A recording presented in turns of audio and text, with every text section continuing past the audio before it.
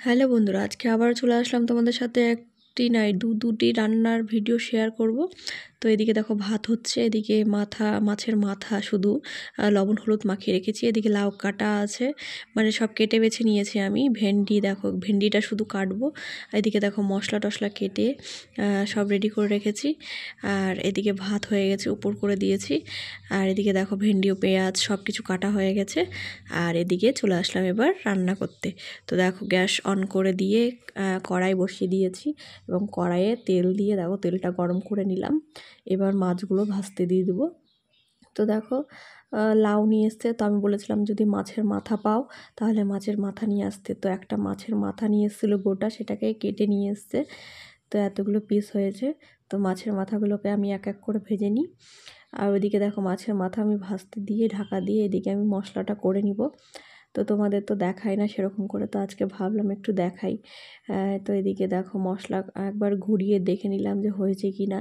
আর আমি পেছনে ঘুরে বারবার দেখছিলাম যে মাছ ভাজাটার কী অবস্থা, কারণ পুড়ে যাবে না হলে।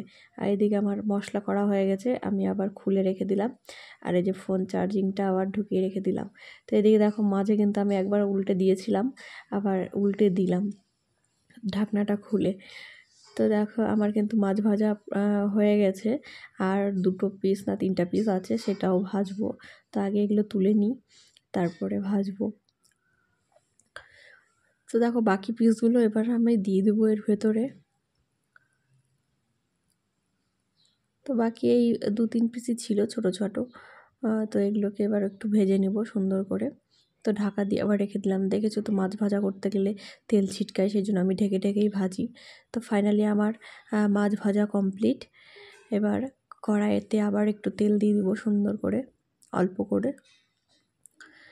তো অল্প করে তেল দিয়ে দিয়েছি। এবারের মধ্যে ফোড়ন দিব, কারণ আগে হচ্ছে লাউটা রান্না করব। তো ফোড়ন দিয়েছি কালো জিরা আর অল্প মানে সামান্য সাদা জিরা। তো দুটো দিয়ে ফোড়ন দিলাম। তোমরা শুকনো লঙ্কা তেজপাতা দিলে দিতে পারো, আমার কাছে নেই বলে আমি দেই না। তো শুকনো লঙ্কা খেতে চায় না আমার বর, সেই জন্য আমি দেই না। তো যাই হোক, তোমরাও সেগুলো ফোড়ন দিয়ে দিবে। তো ফোড়ন দেওয়ার পরে এই কেটে রাখা লাউগুলো আমি ঢেলে দিলাম। ঢেলে দেওয়ার পরে এবার সেগুলোকে তেলের সাথে ভালো করে মিক্স করে নিতে হবে। দেখো আমি যেমন করে মিক্স করলাম সেভাবে মিক্স করে নেওয়ার পরে কিছুক্ষণ ঢাকা দিয়ে দিবে, তাহলে একটু মানে গলবে জিনিসটা। তো দেখো জল কিন্তু ছাড়েনি এখনও, কারণ লবণ হলুদ দেইনি সেহেতু জলটা ছাড়েনি। তো এই যে মশলা করে রেখেছিলাম, সেই মশলা থেকে আমি গুনে গুনে 3 চামচ মশলা আমি লাউয়ে দিয়ে দিলাম। তারপরে দিয়ে দিচ্ছি দেখো স্বাদ মতো লবণ। তোমরাও স্বাদ মতো লবণ দিয়ে দেবে। আর পরিমাণ মতো হলুদ দিয়ে দেবে। আর লঙ্কার গুঁড়ো এখানে দিব না, কারণ লঙ্কা পেস্ট করা আছে অনেকটা। তো আমি পরে আমার যে একটা মশলা রেডি করা আছে আগে থেকেই, সেই মশলাতে শুকনো লঙ্কা আছে। তো সেই মশলাটা আমাকে দিতে হবে, সেই জন্য আমি আর লঙ্কার গুঁড়োটা দিলাম না। তো দেখো ভালো করে মশলাটা মাখিয়ে ঢাকা দিয়ে রেখেছিলাম। তারপর আবার দেখো ঢাকনাটা তুলে এই যে নাড়তে হবে। দেখো লবণ দেওয়ার পরে জল ছেড়েছে কতটা, দেখেছো? এবার এই জলটাকে কিন্তু সুন্দর করে একদম মানে একদম কষিয়ে নিতে হবে। তো আমি আবার দেখো ঢেকে দিলাম। তো জলটা যতক্ষণ না শুকোবে ততক্ষণ ভালো করে কষিয়ে নিতে হবে। তো দেখো ভালো করে কষিয়ে নিচ্ছি, দেখতেই পাচ্ছ তোমরা এক একটা ভিডিওতে কি জলটা কমছে কতটা। আর এই যে আমি যেভাবে খুন্তিটা দিয়ে লাউটাকে নাড়ছি, সেভাবে নেড়ে গলিয়ে দিবে। আর তারপর দেখো আমার কিন্তু মোটামুটি হয়ে গেছে। এবার সেই জন্য দিয়ে দিচ্ছি এই যে মাছের মাথাগুলো। তো কয়েকটা মাছের মাথা এখানে দিলাম আর কয়েক টুকরো রাখলাম, সেটা পরের রেসিপিতে দেখাবো। তো দেখো এই যে ভালো করে দেখো নেড়ে নেড়ে নেবে আর কিছুটা ভেঙে দেবে।